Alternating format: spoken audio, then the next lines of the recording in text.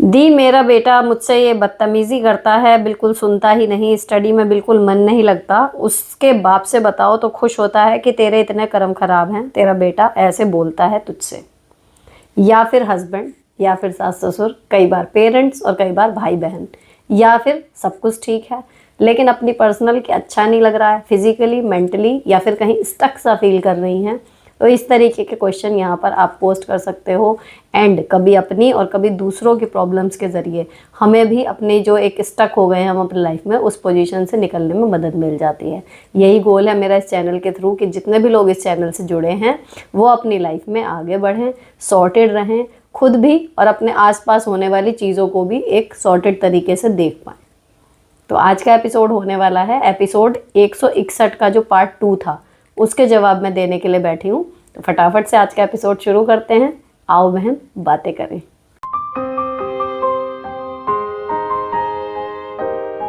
अब शुरू करते हैं आंसर देना। तो जो ये प्रश्न आया था कि बेटा बदतमीजी करता है और बाप उसको सुन के उसका उल्हाना कह लो या टोंट कह लो अपनी पत्नी को ही देता है कि तेरा बेटा ऐसा है, तेरे कर्म कितने खराब हैं।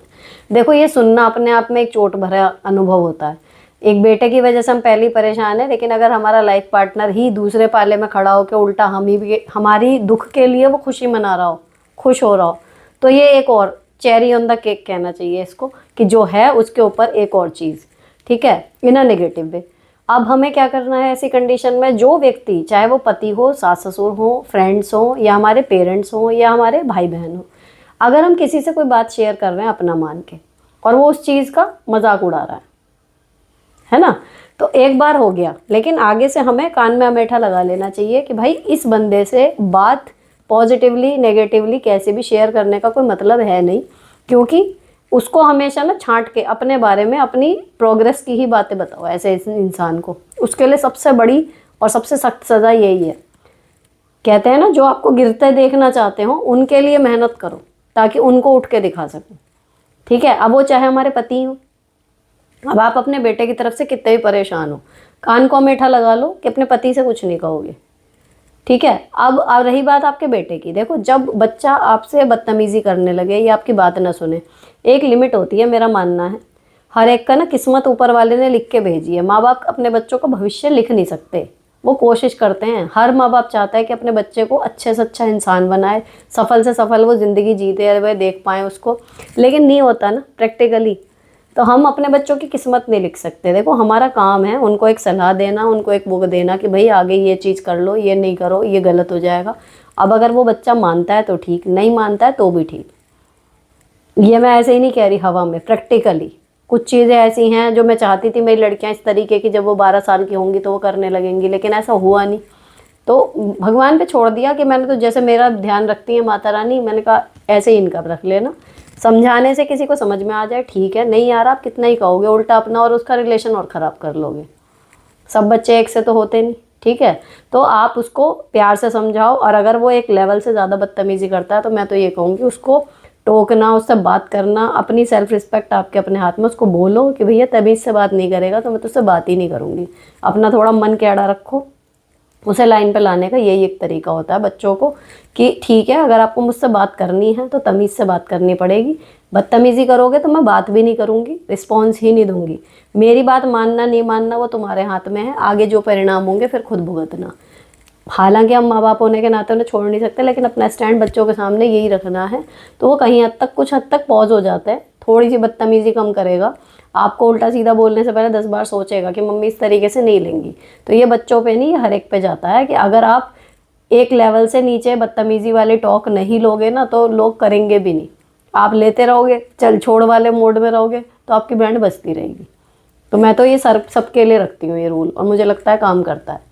कि मेरे बच्चे हों, मेरे पति हों, मेरे सास ससुर हों, मेरे घर वाले हों, मेरे पेरेंट्स हों, मेरे बड़े भाई बहन हो, मेरा स्टाफ हो, अधिकारी हो, कोई भी हो, भाई एक डेकोरम है। आप उसके लहजे में ही बात करो, एक बिल्कुल नीचे गिरा के बात करोगे नहीं लूँगी, तो नहीं करता कोई इस तरीके से, ठीक है ना। तो आप भी अपने बेटे का यही है कि जैसे भी करना है मुझे डील करना है, पहली चीज़। और दूसरी चीज़, बच्चे के लिए भी थोड़ा सा सख्त रहो कि बदतमीज़ी से बात करनी है तो मुझसे बात ही मत कर, तू जान तेरा काम जान, ठीक है। बस नेक्स्ट, दी 5 साल पहले मेरे हबी एक्सपायर हो गए। मैं अपने मायके के घर के पास अपने 18 साल के बेटे के साथ रहती हूँ। गवर्नमेंट टीचर हूँ। फिर 2 साल पहले मेरी माँ भी एक्सपायर हो गई।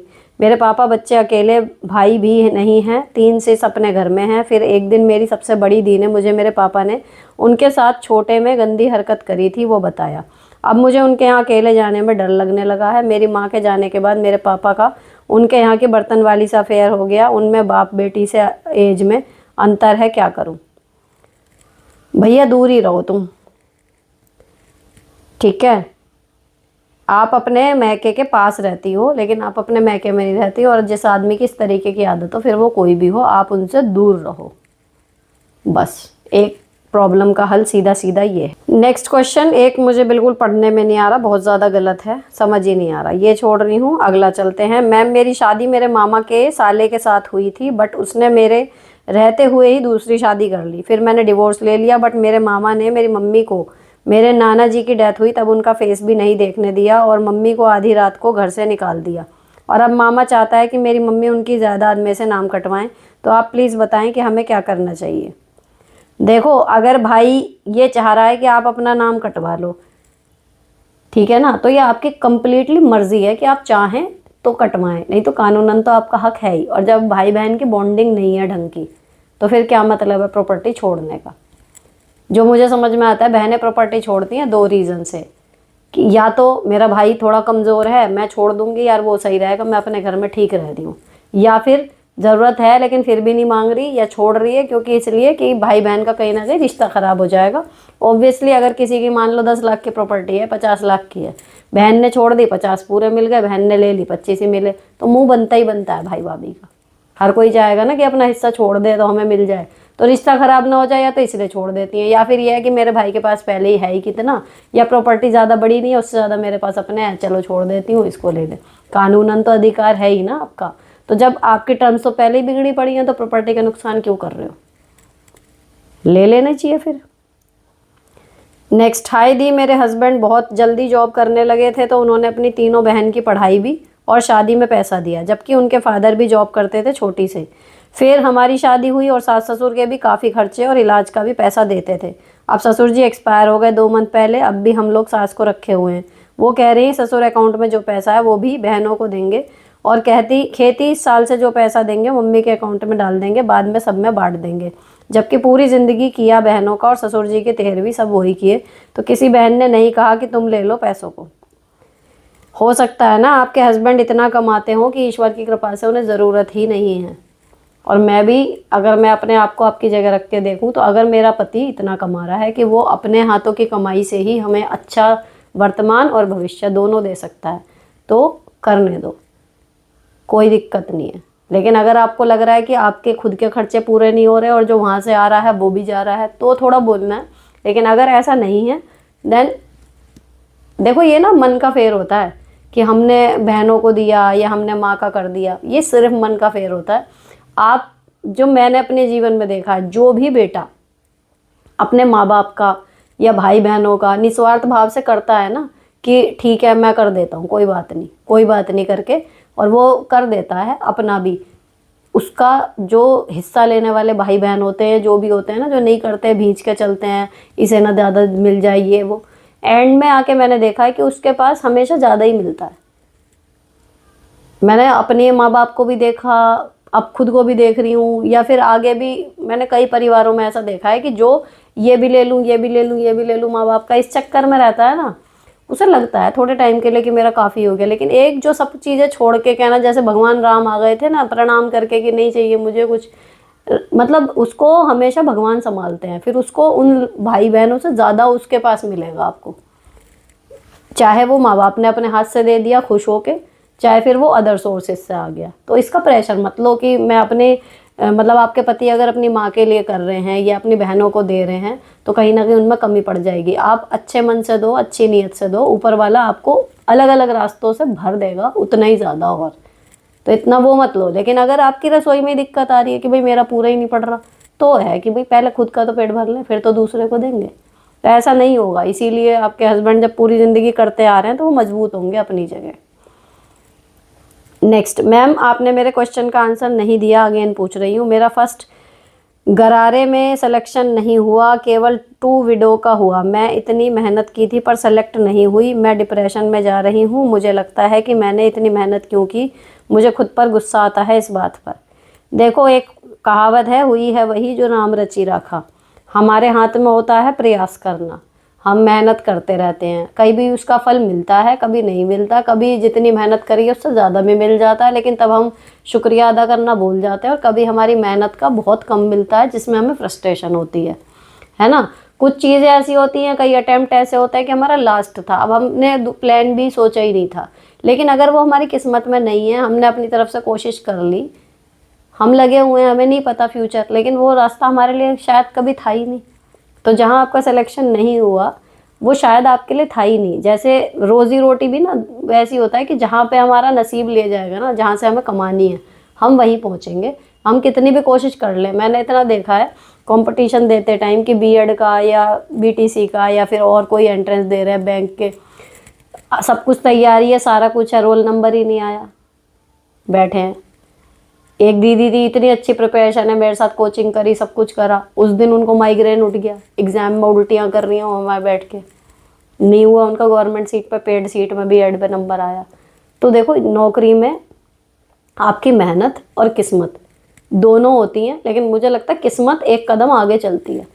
अगर आपकी किस्मत ठीक है ना, आपने जो जो क्वेश्चन बढ़िया तरीके से आपको आते होंगे वो वहाँ रखे मिल जाएंगे। आपकी किस्मत ख़राब है तो आपने कितनी भी तैयारी कर ली, एंड टाइम पे कोई व्यवस्था ख़राब हो जाएगी। तो अगर हमारी कहीं पे सिलेक्शन नहीं हुआ, अब मैं इस एज में आके कहती हूँ, जितने मैंने पेपर दिए हैं 2-4, उनमें से जहाँ नहीं हुआ उस टाइम पे मैं क्या सोच रही थी और अब मुझे क्या लगता है, तो जिस लाइन को आपको लिए चुना ही नहीं भगवान ने आपके जीवन में, वहाँ से पैसा कमाना है ही नहीं, तो आप लगे हुए हो उसकी तैयारी करने में, दे रहे हो। तो अगर सब कुछ आपने अपने हिसाब से जितना कर सकती थी सब कुछ किया और फिर एंड में आके ऐसा हो गया, तो समझ जाओ कि वो दरवाज़ा आपके लिए था ही नहीं, लेकिन कोई और दरवाज़ा होगा।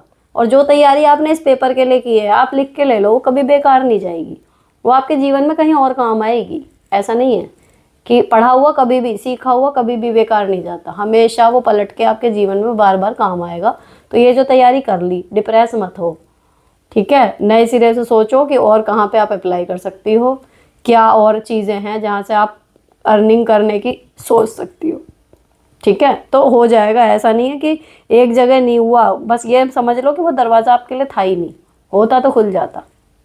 भगवान भी तो कोई चीज़ है।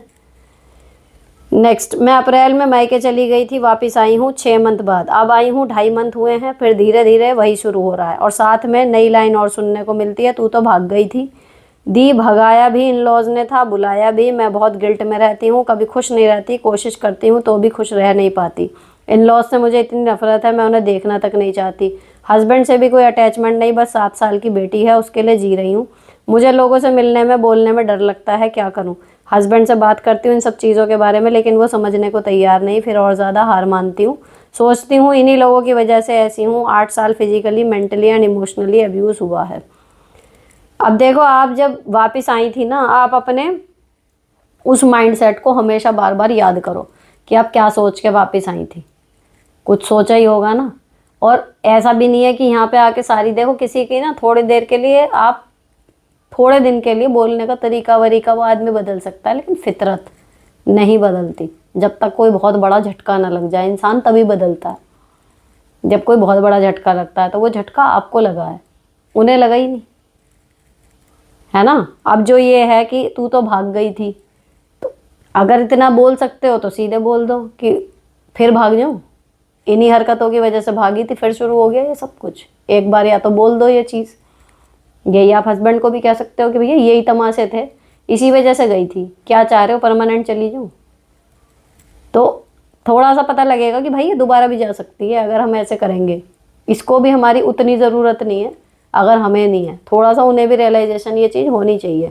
दूसरी चीज़, अंदर खाने कहीं कहीं आप सोच के ही आई होंगी कि भाई ये लोग ऐसे हैं, मैं अपनी बेटी के लिए जा रही हूँ, तो अपना स्टेट ऑफ माइंड वही रखो कि आप अपनी बेटी के लिए आए हो, आपको इनसे कोई फ़र्क ही नहीं पड़ना चाहिए, भाड़ में जाएंगे, बस आप इस परिवार में रह रही हो, ठीक है ना। बातें हैं, जब तक सुनी जाए इग्नोर करी जाए, ठीक है। नहीं सुनी जा रही एक आध बात पर पलट के जवाब दे दो। जब भी कहें कि तू तो भाग गई थी, सीधे बोलो कि वो भी तुम्हारे ही कर्म थे और नहीं सुधरे मैं फिर भाग जाऊंगी, अगर ऐसे तो ऐसे ही ठीक। नेक्स्ट, हेलो मैम, मेरी सास बहुत टॉक्सिक है, बहुत परेशान करती है, देवरानी के साथ साथ काम करवाती है, मेरी दोनों बुराई करती हैं। मैं 7 मंथ प्रेग्नेंट हूँ, डिलीवरी के टाइम क्या होगा, किसी को घर में आने भी नहीं देती, प्लीज़ रिप्लाई। कुछ नहीं होगा डिलीवरी के टाइम पे, इतना स्ट्रेस मत लो। बेवकूफ़ हैं वो जो एक प्रेग्नेंट औरत को ऐसे स्ट्रेस दे रही हैं। लेकिन आप अपने बच्चे का सोचो, खुद का सोचो, बेवकूफ़ी उन्हें करने दो जो कर रही हैं।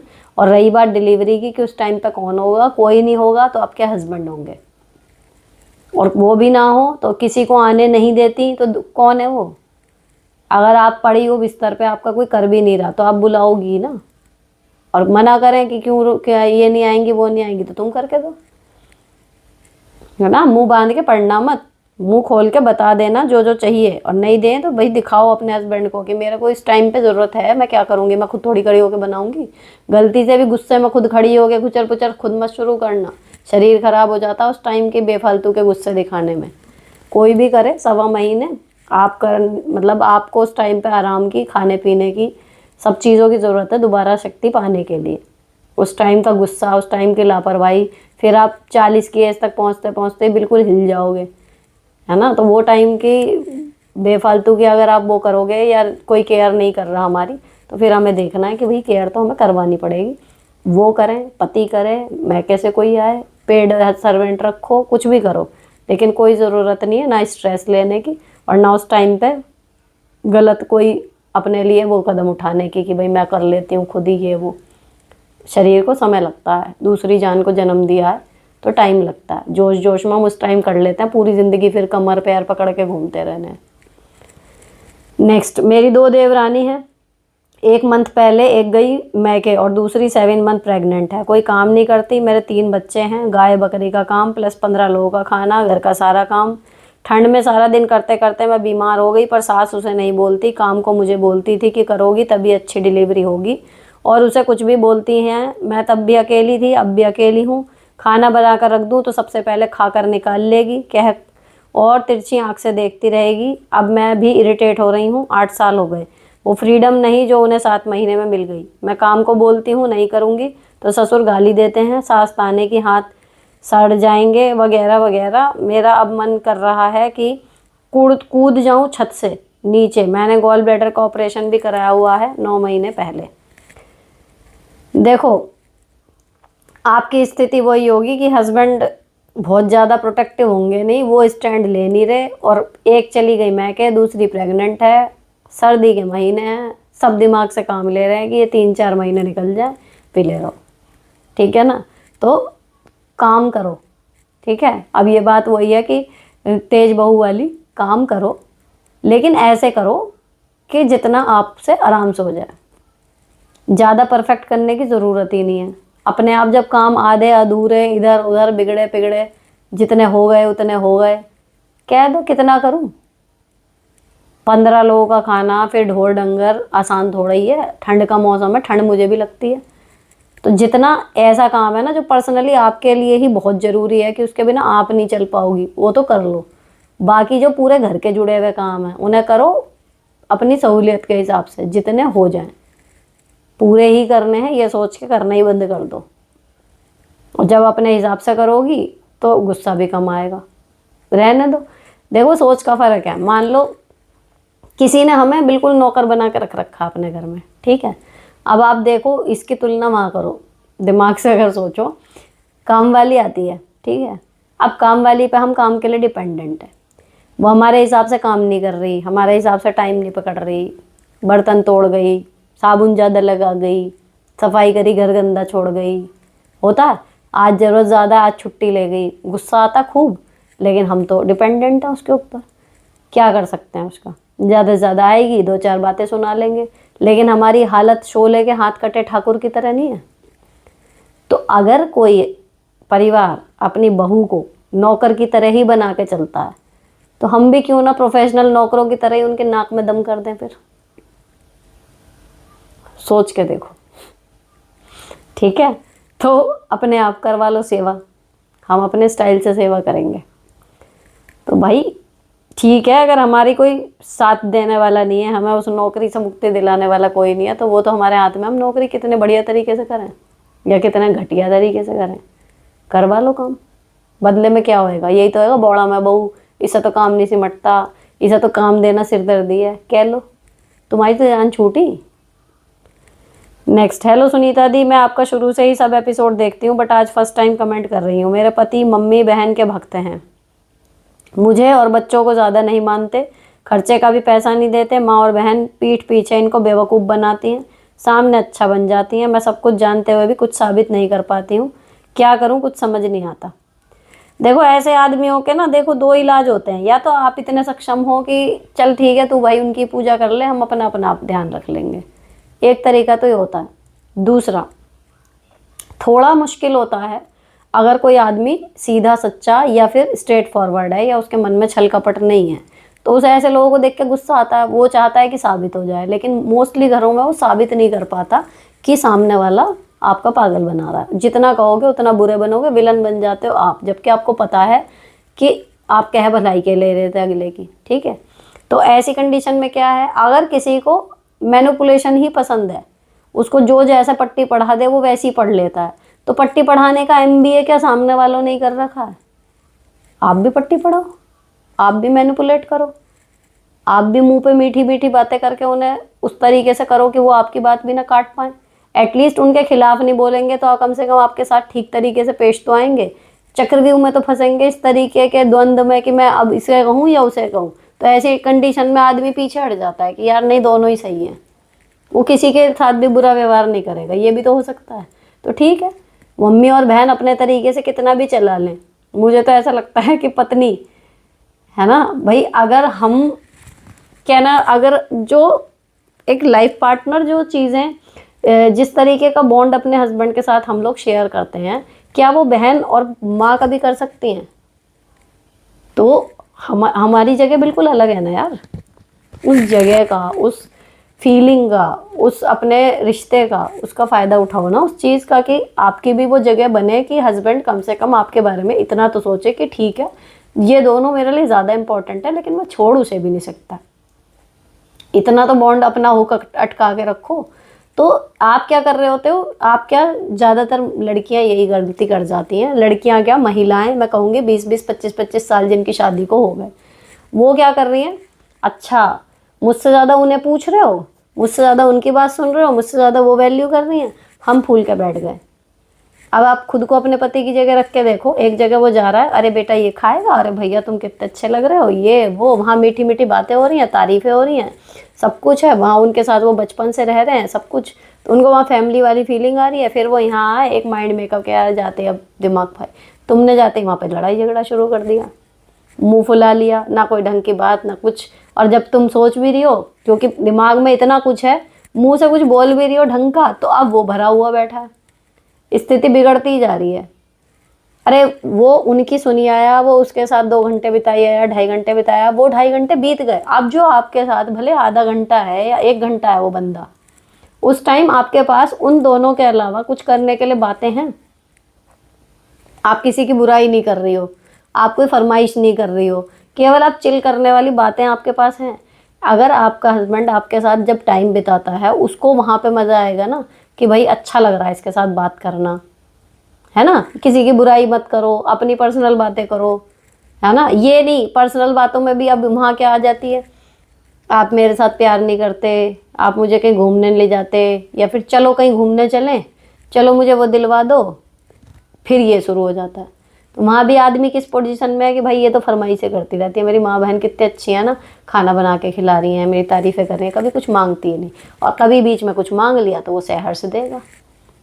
तो कुल मिला के महीने में 30 दिन हैं, 30 में से 20, 22, 23, 24 दिन अगर आपकी नैया इस तरीके से डोल रही है, तो अपने हस्बैंड के साथ एक हेल्दी कन्वर्सेशन बनाने पे पहले ध्यान दो, उसके जीवन का अटूट हिस्सा पहले बन जाओ, उसको आपके साथ टाइम बिताना अच्छा लगे, ये मेक श्योर करो। और वो अच्छा तभी लगेगा अगर उसको तारीफ़ सुननी पसंद है। तो ऐसा तो है नहीं आपके आदमी में एक चीज़ भी नहीं होगी जिसकी आप तारीफ़ कर सको, कुछ अच्छा होगा तभी तो देख के शादी करी थी। ठीक है, अगर उसको तारीफ़ सुनना ही पसंद है तो कर दो 1-2 तारीफ़ आप भी, है ना। टीवी देखना पसंद है, साथ में टीवी देख लो, फ़ोन में कोई चीज़ देख रहे हैं, फ़ोन में साथ में देख लो, चर्चा करो उसके उस टॉपिक पे जो उसको पसंद है। इस तरीके की कुछ चीज़ें। अब ये है कि जी हम ही क्यों करें, भैया तुम भी मत करो वो भी मत करे तो कोई गाड़ी पटरी पे आने वाली नहीं है, फिर सारी ज़िंदगी इसी में ही निकल जाएगी कि भैया वो तो माँ बहन की सुनता है, हमारी सुनता नहीं। तो आपकी सुने, इसके लिए आपको ही एफर्ट डालने पड़ेंगे, उसको कोई फ़र्क नहीं पड़ रहा, उसकी सुनने वाले और लोग हैं। तो पहले अपनी जगह आपको बनानी है, तो ये पैटर्न फॉलो करो। उसके बाद जब जगह बन जाएगी तो वो अपने आप उन्हें भी वैल्यू देगा और आपको भी देगा, और एक टाइम ऐसा आ जाएगा कि आप उनसे ज़्यादा वैल्यूएबल हो जाएंगी। एंड में आके तो जीवन साथी की कदर सबको हो जाती है, लेकिन मज़ा तब है जब लाइफ में शुरू में हो, तो वो पूरी लाइफ बढ़िया निकले ना, अच्छी सी। नेक्स्ट, हेलो दी, मेरा सवाल सिर्फ इतना है कि मेरे ससुराल का बहुत माहौल बहुत लड़ाई झगड़े वाला है, आपस में बहुत एब्यूसिव लैंग्वेज यूज़ करते हैं। मेरा बेटा 5 साल का है, मुझे उसके फ्यूचर की बहुत टेंशन होती है, संस्कार कैसे दिए जाएं बच्चों को। भैया गाली जब घर में चलती हैं तो वो गाली देगा, उसे आप रोक नहीं सकती। इनफैक्ट आपको भी आ गई होंगी कई गालियाँ सुन सुन के, और कभी एक्सट्रीम कंडीशन आएगी ना तो शायद आपके मुंह से भी निकल जाए। गालियों की तो प्रवृत्ति है ऐसी। लेकिन जो मैंने बिग बॉस देख के सीखा, जब कोई बंदा गाली दे रहा होता है ना, और सामने वाला उसी बात को सख्त रवैये में कह रहा है लेकिन बिना गाली के कह रहा है, तो किसी भी रैंडम आदमी को देखने में यही लगता है कि यार गाली देने वाला यार कितना लो क्लास लग रहा है, या वो कितना सभ्य लग रहा है। अपने आप वो चीज़ समझ में आती है, फिर आदमी गाली देना छोड़ेगा। ठीक है, तो आप बच्चे को क्लियर कट ये समझा दो कि बेटा देख गाली देते हैं, देख आप या आपके घर के जो भी बड़े हैं, बाबा चाचा डैडी, कि ये लोग गाली देते हैं, लेकिन देख बेटा गाली देने वाला ना कभी भी बढ़िया लगता नहीं।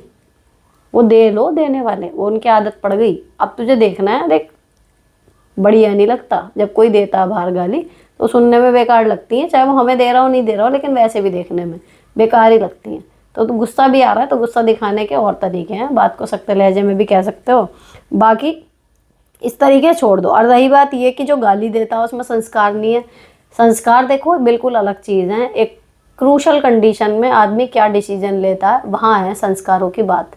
तो संस्कार की एक सीधी लाइन अगर आपने अपने बच्चे के दिमाग में खींच दी ना, तो गाली देता है नहीं देता है उससे कोई फ़र्क नहीं पड़ता, वो हमेशा सही चीज़ ही चुनेगा, है ना। तो आप उसको सही गलत का फ़र्क लगातार बताते रहो, उसके मन में करुणा दया के भाव बने रहें, भगवान का अस्तित्व उसके दिमाग में बना रहे कि भगवान सब देखते हैं। कर्म का सिद्धांत उसे बार बार बताते रहो कि हाँ आपने कुछ भी किया है, चाहे उसके पीछे रीज़न कुछ भी है, लेकिन जो आपने किया है वो आपकी जिम्मेदारी है, उसका फल आपको मिलेगा ही मिलेगा। ये चीज़ें अगर आप बार बार उसको बताते रहोगे ना, तो कहीं ना कहीं उसके दिमाग में एक लाइन खींची रहती है सही और गलत के बिल्कुल बीच में आराम से। तो जब भी वो फंसेगा तो वो हमेशा सही को ही चुनेगा, और अगर उसे कभी गलत चुनना ही पड़ा ना, उसे खुद को डर लगेगा या उसकी आत्मा गवाही नहीं देगी। तो ये है संस्कार। बाकी गाली अगर घर में माहौल है सीखेगा ही सीखेगा, उसमें आप कुछ नहीं कर सकते, बस उसको यही बताओ कि कभी सोशली दे दी तो कोई आपको ही बुरा मानेगा, ये नहीं तारीफ़ करेगा कि वाह कितनी बढ़िया गालियाँ दी हैं, ये कोई बढ़िया बात है नहीं। आ गई लेकिन दो मत, इतना उसे समझाते रहो बार बार। नेक्स्ट, हेलो दी, मेरा क्वेश्चन ये है कि मैं एल्डर डॉटर हूँ, मेरी यंगर सिस्टर की शादी है इस लव मैरिज को।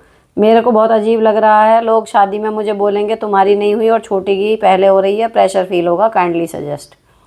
देखो एक जवाब रट लो जब शादी में इस तरीके की, वैसे तो जो सभ्य होते हैं वो नहीं बोलते, लेकिन बोलने वाले होंगे, ऐसे रिश्तेदार भी होते हैं कि अरे देखो तू तो पीछे रह गई, ये हो गया, तो कह दो कि हम आखिरी बॉल पे छक्का मारेंगे, कुछ भी डायलॉग मार दो ऐसा कुछ, या फिर समय है, मेरे लायक अभी मुझे कोई मिला नहीं, या मेरा राजकुमार लेट हो गया, कुछ भी एक फ़नी सा 1-2 डायलॉग ऐसे रट लो, है ना। तो अच्छी चीज़ बनने में टाइम लगता है, हो सकता है मेरे लिए कुछ और अच्छा सा बन रहा हो, ये चीज़ है। या फिर अगर आप पढ़ रहे हो, कोई कोर्स कर रहे हो, कुछ कर रहे हो, तो कुछ कहने की ज़रूरत ही नहीं है कि पहले मैं सेटल हो जाऊँ मैं फिर करूँगी, बात ख़त्म हुई। तो अपने लिए लेकिन एक जवाब याद कर लो प्रॉपर, जैसे पेपर में लिखना हो, 2-3, एक भी नहीं 2-3। तो जब भी कोई ऐसा कहेगा आपको उस टाइम पे सोचना नहीं पड़ेगा अभी से क्या जवाब दूँ क्या जवाब दूँ, ठीक है ना। एक अपने एज के बच्चों के लिए जो आपके भाई बहन है, एक बड़ों के लिए, ताकि पता रहे कि भाई ये होएगा ही होएगा, तो मैं क्या कहूँगी उस टाइम पे मेंटली प्रिपेयर्ड हो जाओ। दी, कभी कभी मेरा दिमाग ख़राब हो जाता है, 5 ओल्ड लोग हैं और 2 मेरे बच्चे, सबका काम करते करते मुझे खुद के लिए टाइम ही नहीं मिल रहा और लोगों को लगता है मैं क्या कर रही हूँ, जो थक जाती हूँ। 2 क्वेश्चन है इसमें देखो जुड़े हुए। एक तो सबका काम करते करते आपको अपने लिए टाइम नहीं मिलता, उसमें तो आपको प्लानिंग करने की ज़रूरत है दोबारा से। थोड़ा सा उनको भी कहो कि टाइम के हिसाब से अपनी चीज़ें अवेलेबल होंगी, नहीं तो नहीं होंगी। और दूसरा जो आपने कहा कि उनको लगता है कि मैं करती क्या हूँ, भाई इस क्वेश्चन का हमेशा जवाब होता है कि जो कहता है ना कि तुम करती क्या हो, तो अब जो भी तुम करती हो उसे करना छोड़ दो 1 दिन 2 दिन के लिए, फिर वो काम अटका हुआ दिखाई देगा। फिर कोई क्या ये क्या हुआ, तो कह दो कि मैं करती क्या हूँ। 2 दिन बहुत होते हैं, 1 भी दिन बहुत होता है। तो घर के काम की बात यही होती है खासियत, कि जब तक वो होता रहता है ना, वो पता नहीं चलता। पता ही उस दिन चलता जिस दिन वो होना बंद हो जाता है। तो सिंपल है, 1 दिन मत करो, अटकेगा काम। यही तो मैं करती थी, ठीक है ना। और 1 दिन में ना समझ में आया 2 दिन, 2 दिन में ना समझ में आया 3 दिन। कोई कहे कि मैं क्या करती हूँ, तुम क्यों थक जाती हो, करती क्या हो, तो जो भी करती हो उसे छोड़ दो। सिंपल तरीका यही है। दीदी मेरी शादी को 18 साल हो चुके। 5 दिन पहले मेरे हस्बैंड ने बच्चे के डॉक्टर को दिखाने को लेकर हंगामा कर दिया फालतू में। बहुत गालियां दी मुझे और तब से मेरे आंसू नहीं रुक रहे, क्योंकि पहले भी हमारे झगड़े हुए हैं। तो इसी बात को लेकर वो मेरी बिल्कुल भी रिस्पेक्ट नहीं करते। हर बार की तरह गलती तो उनको माननी नहीं। अब बोल रहे हैं मामला रफा दफा करो, जबकि मेरा मन इतना हर्ट हो गया है कि मैंने बोल दिया अलग कर दो मुझे परमानेंटली। क्या करें ऐसे हबी का। देखो दोबारा कह रहे हैं ना रफा दफा कर दो, तो यानी कि वो वही है कि चाह तो रहे हैं, वो हो गया, लेकिन इसका आगे रिपीटेशन कम हो, इसलिए रफा दफा करना, लेकिन अपना टाइम लेके। आप जब वो बोले रफा दफा कर दो, तो भी कि अभी मेरा मन बहुत दुखा हुआ है, तुम्हें माफ़ी मांगनी नहीं, वो एक अलग चीज़ है, मैं कह भी नहीं रही, तुम्हें लग ही नहीं रहा कि तुमने कोई गलती करी है, लेकिन मेरा मन बहुत टूटा हुआ है। तो जब वो थोड़ा हील हो जाएगा, थोड़ा जुड़ेगा, तब मैं नॉर्मल हो पाऊंगी, अभी मुझसे नहीं हो पाएगा। और ये करके, और आप पॉज मोड में रहो, अपने काम करती रहो, उनके साथ बातचीत नॉर्मल रखने की कोई ज़रूरत नहीं है। चलते रहो चलते रहो, जब आपको भी लगे कि आपका माइंड रिलैक्स हो गया, अब आप उन्हें माफ़ कर सकती हो, उस दिन बात करना। लेकिन अगर वो अभी बात कर रहे हैं, आप बात ही ना करोगे, तो फिर ये हो जाएगा कि पता नहीं अब बोलेगी नहीं बोलेगी, वो हो गया कि हमारा झगड़ा खिंच रहा है। आप बात करके ये बंद कर दो कि भाई तुम्हारा मन दुखा नहीं दुखा, लेकिन मेरा बहुत ज़्यादा दुख रहा है, अभी मुझे टाइम लगेगा, जिस दिन लगेगा मैं खुद बात कर लूँगी। और वैसे ही करना, जिस दिन लगे खुद बात कर लेना, ठीक है। नेक्स्ट, हेलो दीदी, मैं मेरी देवरानी को बहुत अच्छा रखती हूँ, लेकिन वो पड़ोसी जेठानी देवरानी को अच्छा रखती है, उनसे हर बात करती है और मुझसे बात ही नहीं करती। मुझे बुरा लगता है, मैं क्या करूँ प्लीज़ बताना दी। तो आप भी उतना ही रखो ना उसके साथ जितना वो रख रही है, फालतू एफर्ट मत डालो। जैसे आप हो नॉर्मल, कि देवरानी की जगह कोई और भी होती तो आप कैसे रहते हैं वैसे रहो। जब फालतू करोगे नहीं तो फालतू एक्सपेक्टेशन भी नहीं होंगी। हेलो दीदी, मेरी जेठानी बहुत ज़्यादा टॉक्सिक है। अगर मैं किसी से भी बात करती हूँ तो उसको वे हम है कि मैं उसी की बातें कर रही हूँ, तो वो उनको गाली गलौज करती है। सही है, उन्हीं को तो कर रही है, आपको थोड़ी कर रही है। आपसे कुछ कहे तो कह दो कि मेरे साथ बैठ ले करो, माइक्रोफोन लगा लो, या फिर इतनी इंपॉर्टेंट थोड़े ही हो। अगर झगड़ा भी हो रखा है तो इतनी इंपॉर्टेंट थोड़ी ही हो कि मैं जब बात करूँगी आपकी करूँगी, कुछ और है ही नहीं मेरी ज़िंदगी में। नेक्स्ट, मैम जब मैं मायके जाती हूँ तो मेरी वेकेशन में मेरी नंद भी आ जाती है अपने मायके। मेरे रूम में ही मेरी नंद अपने दोनों बच्चों के साथ पूरे दिन उसी में फैलाती रहती है। सब पूरा घर के बाकी मेंबर भी उसी में आ जाते हैं, हस्बैंड भी वहीं रहते हैं, कुछ नहीं कहते। स्टेटस वगैरह जब देखती हूँ तो ऑल टाइम मेरा रूम में, सब बेडशीट तक निकाल दी जाती है। बहुत गुस्सा आता है, हस्बैंड भी नहीं सुनते, क्या करूँ प्लीज़ रिप्लाई। गेस्ट रूम भी है घर में। आप अपने मैके जा रही हो, वहाँ पे एंजॉय करो, घर फैल रहा फैलने दो, आके कर लेना साफ। इतना भी पजेसिव मत हो अपने घर के लिए कि आपके जाने के बाद भी हर चीज़ जगह पर आए। और जो ऐसी चीज़ें हैं जो आपको लगता है कि टूट जाएंगी इतनी लापरवाही में, उनको अलमारी वलमारी में कहीं बंद करके जाओ। इतना ज़्यादा कि मैं घर पे नहीं हूँ तब भी मेरा कमरा चकाचक रहे, इस चक्कर में मत पड़ो, क्योंकि अलग है ये चीज़, लेकिन फिर भी इतनी भी बड़ी नहीं है कि उसके चक्कर में आप झगड़े फैलाओ। आपको मैके जाने को मिल रहा है, उनकी लड़की यहाँ आ रही है, ठीक है, थोड़ा बहुत फैल रहा है, इट्स ओके। नेक्स्ट, हाय दीदी कैसे हो। अभी अभी केक बनाना सीख लिया यूट्यूब से, और मैंने तो खुद के लिए कुछ पैसा कमाना है, इसलिए मैंने किया कि एक दुकान जाके उधार पूछ कर आने के बाद मेरे हस्बैंड ने बोला कि इधर क्वार्टर में परमिशन लेना है और तो कुछ गलत ना हो जाए, ऐसा कुछ उनका एडवाइस दिया। और मैं यूट्यूब में देखकर केक बनाना सीख रही हूँ, मेरे को क्लास लेने की ज़रूरत है क्या?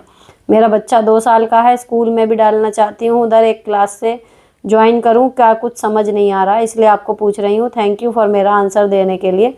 इस क्वेश्चन में आपके मेरे लिए क्या एडवाइस है, प्लीज़ बताना। Thank you. देखो, अगर आप में थोड़ा सा इंटरेस्ट खुद है तो बाकी काम यूट्यूब कर देता है, आराम से आप उसमें देख के और बनाती रहो, सीख जाओगी। ज़रूरी नहीं है आप पेड क्लास ही लो तभी सीखोगे। बहुत लोग हैं सिखाते हैं, इवन जो पेड सेशन भी लेते हैं ना, वो लोग भी यूट्यूब पे वीडियो फ्री में डालते हैं। तो अगर आप में है तो इंटरेस्ट कि मुझे बनाना है, सीखना है, तो आप बिना पैसे वाली इससे भी आराम से सीख सकते हो। Next, hello someone purposely gives me proxy lecture daily, what to do? Just say no, नहीं करना। अब वो बिफरेगा, उबलेगा, शांत खड़े रहो, अपने नो पे टिके रहो। Next, the please please reply करना, प्रेगनेंसी का फर्स्ट मंथ है, बहुत मुश्किल है, कंसीव किया है, मुझे कितना काम करना चाहिए, कितना आराम? सास बहुत टॉक्सिक है, कुछ हेल्प नहीं करती, मेड भी नहीं है। देखो, सिंपल सी बात है, आपके डॉक्टर ने आपको बताया होगा। जैसे मेरे डॉक्टर ने तो मुझे चौकी, जो रोटी बेलते हैं वो चौकी तक उठाने को, या फिर जो कुकर उठा के हम सब्जी का रखते हैं या गैस पे से उतार के नीचे रखते हैं, उस तक को मना कर दिया था। लेकिन मैं वॉक कर सकती थी, मैं लेट सकती थी, मैं रामचरितमानस पढ़ सकती थी, है ना, मैं आराम से कपड़े तय कर सकती थी। तो जो ऐसे ऐसे काम थे, डस्टिंग आराम से कर सकती थी, तो ये चीज़ें मैं कर लिया करती थी। जो भी थोड़े भी जिसमें ऐसे जोर लगाना पड़ रहा है, पेट पे पड़ रहा है, हाथ पे, वो छोड़ दिए। तो ये आपका डॉक्टर ज़्यादा अच्छे से बता पाएगा। हर एक की बॉडी एक सी नहीं होती, कुछ को कोई प्रिकॉशन देते हैं, कुछ को नहीं देते। तो वो उनसे, डॉक्टर से अपना कंसल्ट करो। अगर वो कहते हैं कि बिंदास काम करो सारे, तो थोड़ा सा अपना प्रिकॉशन लो कि पेट पे ज़्यादा जोर ना पड़े, उकड़ू उकड़ू मत बैठ के ज़्यादा काम करो, नॉर्मल अपना करते रहो। बढ़िया है अगर नॉर्मल रहते हैं, वरना शुरू के 3 महीने परेशानी ज़्यादा ही रहती है, मेरे को तो थी बहुत ज़्यादा। नेक्स्ट, थैंक यू दी, मैं भी कुछ दिनों से इसलिए परेशान थी कि साल में 1-2 बार ही ससुराल के लोगों से मिलती हूँ। मैं लड़ाई नहीं चाहती, लेकिन वो लोग ऐसा कुछ करते हैं जिससे लड़ाई ही होती है। उन्हें इस बात का कोई दुख नहीं होता। जब उन्हें नहीं होता तो आपको भी नहीं होगा। फिर एक रिचुअल बन जाएगा कि जब मिलेंगे तब लड़ेंगे। ऐसे तो ऐसे ठीक। नेक्स्ट, आपकी सलाह के अकॉर्डिंग मैंने जेब खर्च मांगा था दीदी, तो मुझे बोला इतने मेरे पास पैसे नहीं अलग से देने को, इतने शौक है तो मायके चली जा। ड्यूटी पर जाने के बाद कभी बेटी को याद भी नहीं करता, चाहे 3 दिन हो जाए, 3 महीने, बस उसकी माँ से बात कर लेता है और चुगली कर लेते हैं माँ बेटे। हम क्या खाएं, क्या पहने, कहाँ आए गए। मैं बहुत टूट गई हूँ, कुछ नज़र नहीं आ रहा। पता नहीं भैया, अपने बच्चे की माँ के साथ ऐसे कैसे रहते हैं। अब आपका जो भी कुछ, आपको मान लो कोई कह रहा है जी मेरे पास कुछ नहीं है, मतलब हमारा जो डेली का खर्चा है, मान लो हमारे पीरियड्स आ रहे हैं, हमें मेंस्ट्रुअल पैड चाहिए, सैनिटरी पैड चाहिए, वो लाने हैं, या हमारी बिंदी ख़त्म हो गई, या हमें लिपस्टिक चाहिए कोई, चलो लिपस्टिक भी छोड़ दें, मॉइस्चराइज़र चाहिए। तो ये सब चीज़ें या तो घर में कॉमन आती हैं, आप उसमें से यूज़ करते रहो, अपना काटो टाइम। लेकिन कहीं ना कहीं से वो आ रही होंगी, तो जब वो आ रही हैं उनमें देखो कि भैया कहाँ से आ रही हैं। पूरे पड़ रहा है अगर घर में खर्चा, तो ये जिद है कि भैया मुझे अलग से चाहिए और वो दे नहीं रहे, तो फिर छोड़ दो उस चीज़ को।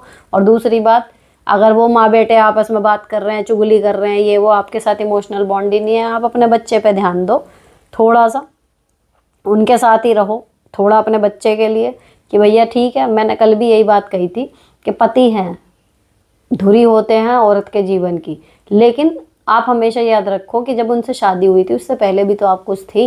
तो अगर वो बंदा आपके लाइफ में कोई इमोशनल सपोर्ट दे ही नहीं रहा, आपको कोई भावनात्मक उससे जुड़ाव महसूस नहीं हो रहा, ठीक है, एक दुख है कि वो जो चीज़ मिलनी चाहिए थी वो नहीं मिली, लेकिन जीवन तो नहीं ख़त्म हो गया ना। उसके अलावा आप क्या थी, आपके जीवन में और क्या क्या बचा है, आप उन चीज़ों को इम्प्रूव करने की कोशिश करो।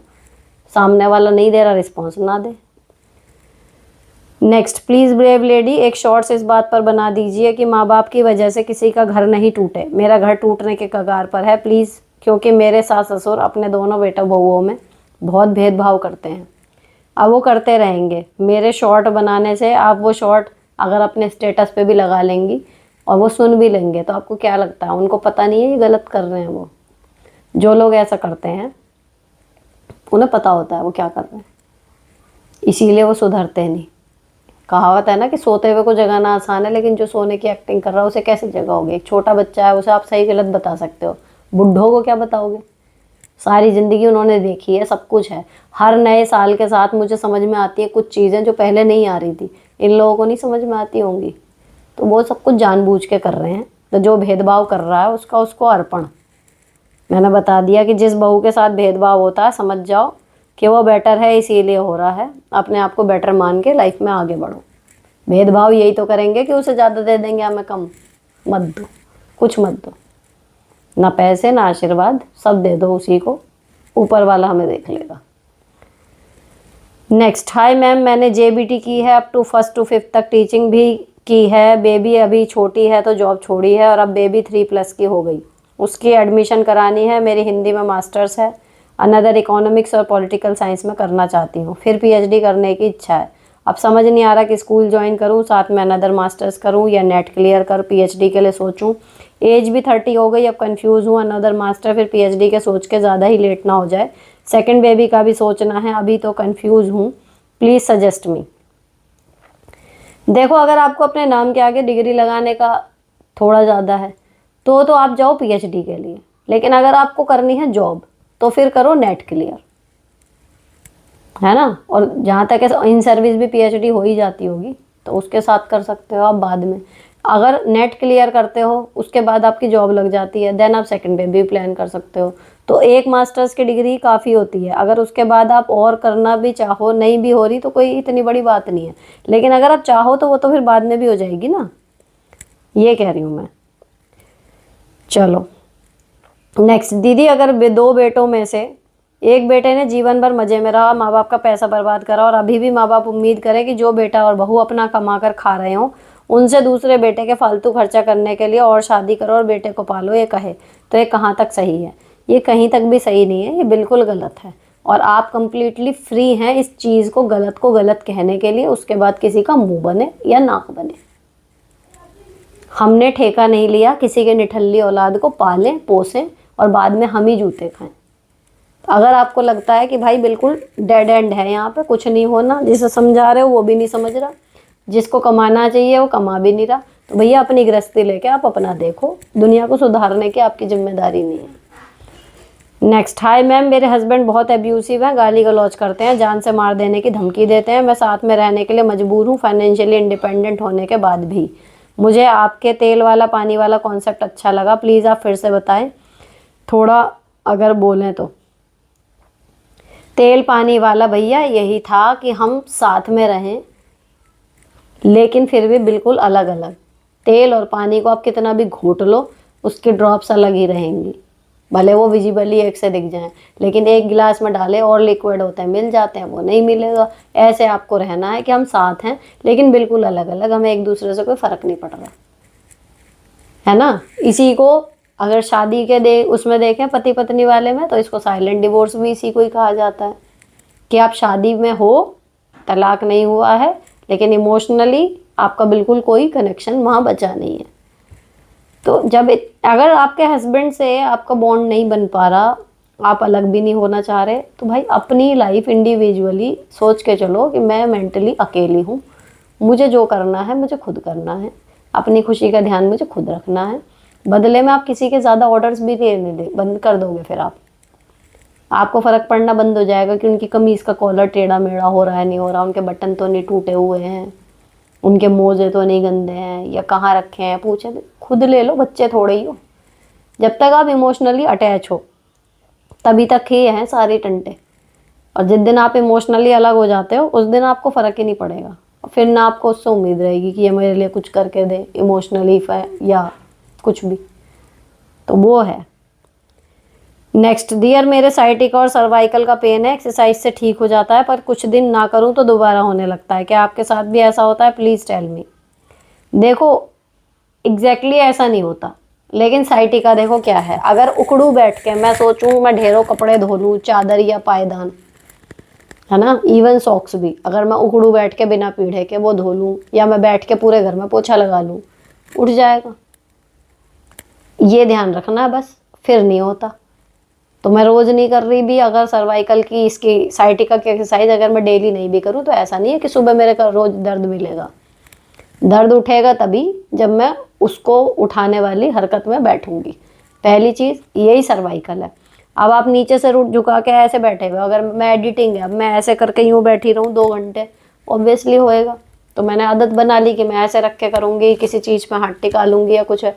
गर्दन सीधी रखनी चाहिए उस टाइम पे, है ना। या फिर तकिया है सोते टाइम, अब मैं सोचूं पहले मैं ऊंची लगा के सोती थी जब तकिया नहीं था, तो अब मैं प्लेन तकिया लगा के सोती हूँ, उससे ऊपर लगा के सो जाऊँ, अगले दिन हो जाएगा। तो ये चीज़ें ऐसा नहीं है कि एक्सरसाइज कर ली तो ठीक हो गई, छोड़ दी तो फिर उठ गई। वो एक्सरसाइज छोड़ने से नहीं उठती, वो आप जिन चीज़ों की वजह से वो हो रहा है आप वो एक्ट कर रहे हो, इस वजह से हो रही है। तो वो एक्ट आपको पहचानने पड़ेंगे कि ये करने से, ऐसे बैठने से मेरे होता है। उस चीज़ को छोड़ दो। तो आप बीच में अगर 2-1 दिन नहीं भी कर पाते तो आपका काम चल जाएगा। बाकी जो मैंने बता रखी हैं, देखो आपको सर्वाइकल वाली भी, ये वाली और साइटिका वाली भी, सुबह के 15 मिनट वाली जो स्ट्रेचिंग है उसमें कर लो, तो क्या ही फ़र्क पड़ रहा है। फिर आप डेली जैसे अपना फिट रहो, पूरा दिन फ्री रहो। दोनों चीज़ों के आप सुबह डेली नियम ही बना लो पर्पजली कि मुझे तो करनी ही करनी है, हो ना हो दर्द। तो उससे जॉइंट्स वगैरह तो खुले ही रहते हैं, बढ़िया रहती है वो। नेक्स्ट, अगर आप 1-5 छोटे बच्चों को, 1 से 5 वालों को पढ़ाने का चैनल बनाती तो क्या बनाती? यही प्रॉब्लम मेरे साथ है। मैं क्लास में बच्चों को बहुत अच्छे से लिखना पढ़ना सिखाती हूँ, पर मुझे समझ नहीं आ रहा कि मैं इसे दिखाऊं कैसे। आई मीन यूट्यूब पर एक चैनल था, अभी तो वो ज़्यादा शॉपिंग चैनल ही बन गया है। उनका एक चैनल था मैम का, किड्स कलरिंग एंड फन, उससे वो उनका ग्रोथ हुआ था यूट्यूब पे। जो उनकी एंट्री हुई थी वो उससे हुई थी। तो वो सिंपल क्या करती थी, मतलब मैंने जो पहली बार देखा किसी टीचर का, वो ऐसे देखा था। वो सिंपल क्या करती थी, जैसे आप बता रहे हो ना पढ़ना लिखना बहुत अच्छा सिखाती हो, तो ऑब्वियसली कुछ वर्कशीट्स होती होंगी, है ना, जो आप बना के प्रैक्टिस कराते होंगे। या फिर पहले ये बनाना सिखाओ, देन उसके बाद वो सिखाओ। ऐसे ही पढ़ने में कि पहले ये वाले शब्द सिखाओ, फिर ये वाले सिखाओ, या पहले साइट वर्ड करा दो, या दिस दैट का आपका यूज़ कैसे करना। आप कुछ ना कुछ लिख के बताते हो बोर्ड पे या कॉपी पे, तो आप सिंपल वही चीज़ कॉपी पे लिख के एंड एक्सप्लेन कर सकते हो, और कैमरा कॉपी पे ही रखो बस। तो टाइटल यही हो जाएंगे कि आज हम ये टॉपिक लर्न करेंगे कि ये वाला टॉपिक बच्चों को कैसे सिखाएं। एंड आपने वो बना दी वर्कशीट और समझा दिया, बन गई वीडियो। इस तरीके से बनेंगी। तो सेम हिंदी, इंग्लिश, मैथ तीनों चीज़ों के लिए बन सकते हैं। 5th तक जा रहे हो तो सेम ईवीएस और संस्कृत के लिए भी बनाओ। मेन वो वही है, आप ये सोच के चलो कि आप क्लास में पढ़ा रहे हो, तो आप बोर्ड पे नहीं पढ़ा रहे हो, आप पेरेंट्स को बता रहे हो कि बच्चों को ऐसे बताएं, है ना, कि आप ये लिख दो, फिर बच्चों से आप ये पूछो, ऐसे करके आप समझ लो टीचर को बता रहे हो कि ऐसे पढ़ाओ। ये करके बनाती थी वो, तो वही तरीका है। आप बच्चे तो है नहीं आपके सामने जो रिस्पॉन्स देंगे, तो ये आप मान के चलो कि आप पेरेंट्स को या टीचर को बता रही हो कि फला टॉपिक आप बच्चों को कैसे एक्सप्लेन कर सकते हो, जैसे आप करती हो वो बताना। ऐसे बनेगा वो channel. Next, sister Sunita, lots of love, दिल से lots of positive wishes for you my beloved sister. You are doing excellent. I really appreciate the way you present your ideas for the problems. मैं भी एक teacher हूँ, teaching maths in a CBSE school. Many of our likes and dislikes are same. You are very hard working person. I truly enjoy your all video. Remain blessed. Love and wishes for your daughters. Happy new year to you and your family. अच्छा, इसमें कोई question नहीं है, अच्छी सी बधाइयाँ हैं, thanks a lot.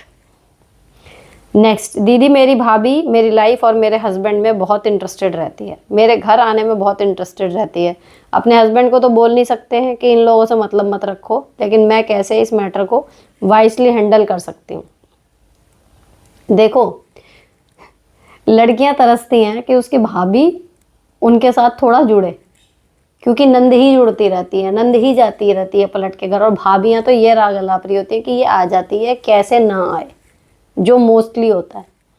अब आपकी भाभी अगर आती है, ठीक है, और कुछ नेगेटिव नहीं कर रही आपकी लाइफ में, तो क्या दिक्कत है? ठीक है, अब आप अनकंफर्टेबल हो रहे हो फॉर वेरियस रीज़न, हो सकता है कुछ ऐसा हो जो आप यहाँ शेयर नहीं कर रहे, लेकिन आपको नहीं पसंद वो कर रही है, तो ऐसा क्या है कि हम अपने हस्बैंड से नहीं कह सकते कि इन लोगों से दूर रहो? ऑब्वियसली हम कह सकते हैं, भाई वो हमारे हस्बैंड है, ठीक है। लेकिन एक बात होती है, एक हस्बैंड और वाइफ होते हुए भी शुरुआती सालों में तो कम से कम ये होता है, जब तक बहुत पक्का वाला बॉन्ड हमारा ना बन जाए, ये रहता है। आपने अपने घर वालों की कोई बुरी बात उन्हें बताई ना, तो जब आपका झगड़ा होगा तो वो आपके अगेंस्ट यूज़ करते हैं, है ना। तो इसीलिए जो होता है ना, माँ बहन की साइड लेते हैं, बाप की साइड लेते हैं भाई बहनों, इसीलिए हस्बैंड लोग ज़्यादा बुराई नहीं करते, क्योंकि कल को वो चाहेंगे हाँ हाँ पता है तुम्हारा परिवार कैसा है। तो अगर उस लेवल तक आपका हस्बैंड वाइफ का बॉन्ड नहीं है, आप रुक जाओ, ठीक है। आ रही है आने दो, लिमिटेड बात कर लो, इतनी कि हाँ ठीक है बात कर रहे हैं, ठीक है, हाँ हाँ हाँ, मतलब कुल मिला के आप इंटरेस्टेड मत दिखो उस चीज़ में। तो भाभी को नज़र आए ना आए, लेकिन आपके हस्बैंड को ज़रूर नज़र आ जाएगा कि भाई ये ज़्यादा खुश है नहीं इस चीज़ से, ठीक है। तो इस चीज़ को वाइसली हैंडल करने का यही वो है। या फिर बोलो कि भाई भी साथ आए, एक ऑप्शन ये हो सकता है कि भाभी भैया के साथ आए करो, अच्छा लगेगा, भैया की याद आती है, उनके साथ आए करो, अच्छा लगेगा, अपने आप कंट्रोल में हो जाएगी, ठीक है ना। लेकिन अगर आके वो कोई निगेटिव चीज़ नहीं कर रही है, आने दो, बढ़िया। नेक्स्ट, नमस्ते दीदी, मेरी सास का कुछ समझ नहीं आता कि वो इतनी चालाकियाँ कैसे करती है। मेरे साथ रहती भी है और मुझसे जलती भी है, मुझसे रिश्ता भी रखती है, दुश्मनी भी निभाती है, मेरे सामने मेरी तारीफ करेगी, पीठ पीछे मेरी बुराई करेगी, घर में मुझे इग्नोर करती है, मुझे ऐसा फील कराती है मैं उसके लिए हूँ नहीं, मायने नहीं रखती, मैं इन बातों पर ध्यान नहीं देना चाहती, इसलिए मैं रोज़ हनुमान चालीसा पढ़ती हूँ ताकि इस डिप्रेशन से दूर रहूँ, लेकिन ये रोज़ का हो गया है, मैं क्या करूँ। खट्टा मीठा रिश्ता है आपका और आपकी सास का। जो मुझे समझ में आता है ना, देखो जब मैं यूजुअली तो अभी यूट्यूब और जॉब की वजह से जल्दी मैं बाहर निकल नहीं पाती, लेकिन जैसे मैं बताई थी ना अभी ब्लॉग वाले में कि मेरे को स्कूल में मतलब बैठने ही नहीं दे रहे, कभी कहीं ड्यूटी लगाए जा रहे हैं। अभी रिसेंट पिछले महीनों में मेरा कई लोगों से मिलना हुआ, बाहर के जो टीचर्स हैं, रैंडमली ऐसे ही किसी से 2 घंटे बात कर ली, किसी से 1 घंटा बात कर ली, ऐसे। तो मुझे ऐसा लगता है कि आपकी लाइफ में जब कुछ कहना बड़ा होता नहीं ना करने के लिए, तो जो है वो छोटी छोटी चीज़ें ही आप पर्पजली उनको बड़ा कर लेते हो, उन्हीं में उलझे रहते हो, वो आपके लिए बड़ी बात हो जाती है। लेकिन जब आपकी लाइफ में कुछ एक्स्ट्रा होता है करने के लिए बड़ा, तो आप ऑटोमेटिकली आपकी एनर्जी वहाँ शिफ्ट हो जाती है, आप थोड़े यार छोड़ी से वहाँ मेरे को काम करना है। जो मुझे बेसिक डिफरेंस दिखाई दिया अपने और उन लोगों के बीच में, अभी मेरा काम इतना ज़्यादा है कि लोग क्या है कि भाई हम जॉब पे हैं और घर हैं, भाई बहुत हेक्टिक शेड्यूल होता है। उसके ऊपर भी देखो कि कुछ लोग तो सिर्फ घर संभाल रहे हैं, उनको कह रहे हैं, वो कह रहे हैं कि हमें ना टाइम नहीं मिलता यार, सुबह से रात कैसे हो जाती है पता ही नहीं चलता। अब सोचो कि मुझे उनकी बात सुन के कैसा लगता होगा। मतलब केवल घर संभालना है हमें और हमें टाइम नहीं मिल रहा। आप में से भी बहुत लोग होम मेकर हैं, पूरा दिन सुबह से रात तक काम करते रहते हैं, हमें टाइम नहीं मिल रहा। अब ये सोचो कि उस टाइम में फिर 6-7 घंटे, मतलब 6 घंटे तो उस बिल्डिंग में है, आने जाने का भी टाइम लगाओ, 7 घंटे जॉब के मेरे, ठीक। उसके बाद घड़ी से मिला के जब मेरी रेगुलर वीडियोस जाती हैं, कम से कम 5, 5.5 और कई बार 6 घंटे, कम से कम बता रही हूँ, ये मुझे यूट्यूब को भी देने पड़ रहे हैं, है ना। सारी चीज़ें मिला लूँ अगर मैं उसमें ये एडिटिंग भी मिला ली, शूट भी मिला लिया, एंड प्रोडक्ट ढूंढना, ऑर्डर करना, उनका डिस्प्ले करना, सब कुछ। अब मैं कैसे मैनेज कर रही होंगी। भले मेरे हस्बैंड हेल्प कर देते हैं, एक टाइम का खाना वो देखते हैं, लेकिन फिर भी खाना, कपड़े, घर की सफाई, तीज त्योहार हो तो रहा ही है ना सब, आप देख रहे हो। तो वो भी तो मैनेज हो ही रहा है, उन्हीं 24 घंटे में हो रहा है। अच्छा मैं टीवी भी देख लेती हूँ, आराम भी कर लेती हूँ, होती है चीज़। तो मेरे को उनको देख के ये लगता है कि ठीक है यार, मतलब काम उस तरीके से नहीं हो रहा, वो उसी चीज़ को बार बार कर रही हैं, मैं दिन में 2 बार नहीं कर रही हूँ, 3 दिन में 1 बार कर रही हूँ, मतलब मैनेज हो जाता है। वो सबके अपनी अपनी लाइफ है, मैं उसमें नहीं करती कुछ भी कि ठीक है उनकी लाइफ अलग, मेरी लाइफ अलग। अब जो सोशल है या फिर जो सोचने का तरीका है, जो चीज़ें मैं देखती हूँ एंड सिली सी बात है या फिर ये तो नॉर्मल बात है, या हाँ उसका अपना पॉइंट ऑफ व्यू है, वो अपनी जगह ठीक है, इसमें इतनी बड़ी क्या बात है। हर चीज़ को अपनी पर्सनल ईगो पे ना लेना, क्योंकि उसमें टाइम और एनर्जी लग रहा है यार, मेरे को घर जाके वो काम करना है, या फिर मैं अगर दिमाग से फ्रेश नहीं हुई तो मैं ये काम कैसे करूँगी। ये चीज़ें ऑटोमेटिकली उन चीज़ों को मेरे लिए इतना छोटा कर देती हैं कि वो मुझे याद भी नहीं रह रही, मैं उन पर ध्यान भी नहीं दे रही, एंड मैं अलग तरीके से ले रही हूँ, तारीफ करके उल्टा चली जा रही हूँ कि यार बढ़िया है तुम्हारा। सामने वाला उसी चीज़ को इतना बढ़ा चढ़ा के ले रहा है कि अरे इससे तो बहुत एटीट्यूड है, मतलब जिस सामने वाले को मैं बात कर रही हूँ, मेरे लिए नहीं, वो उसी में उलझा हुआ है कि इसने तो ऐसे कह दिया, उसने तो वैसे कह दिया, ये वो, जबकि बात में बात कुछ है ही नहीं। मेरे को दिखाई दे रहा है कि यार सिंपल सी चीज़ है, या फिर घर का कोई फ़ोन आ गया, कोई छोटा सा काम है, उसके लिए इतना बवंडर मच रहा है, हाँ वो 3-4 फ़ोन हो रहे हैं, जबकि लग रहा है कि यार इसमें तो एक व्हाट्सएप मैसेज से ही बात हो जाती है, इतनी देर का ही तो काम था। तो वो एक तरीका है, क्योंकि आपकी लाइफ में कुछ और आगे बड़ा करने के लिए है नहीं, तो आप उन छोटी चीज़ों को ही पर्पजली बड़ा करके अपने आप को उसमें झोंक रहे हो। ठीक, अब ये इतनी लंबी कहानी सुनाने का, इतनी जो छोटा एक सार मैं आपको बताऊं, वो ये है कि अगर आपको कोई बंदा या कोई सिचुएशन बहुत ज़्यादा इरिटेट कर रही है ना, तो या तो उस चीज़ को डील करने का आपको तरीका मिल जाए तो बढ़िया, नहीं मिला ना तो आप समझ जाओ कि आपके पास उससे बेटर कुछ करने के लिए नहीं है, इसीलिए आपकी एनर्जी वहाँ पे स्टक हुई भी है। जिस दिन आप वहाँ से हट के कुछ बड़ा ढूंढ लोगे अपने करने के लिए, आप ऑटोमेटिकली वहाँ से पीछा छुड़ाओगे कि यार छोड़ परे, मेरे को वो काम करना। अपनी लाइफ को बड़ा बनाओ।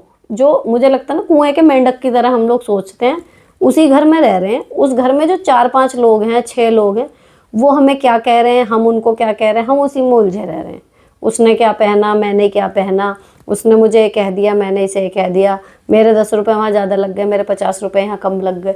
हम इसी में उलझे पड़े हैं, क्योंकि हमारे पास आगे सोचने के लिए कुछ है नहीं। जिस दिन आगे सोचने के लिए कुछ हो जाएगा, उस दिन आपका सोचने का तरीका बिल्कुल बदल जाएगा, है ना।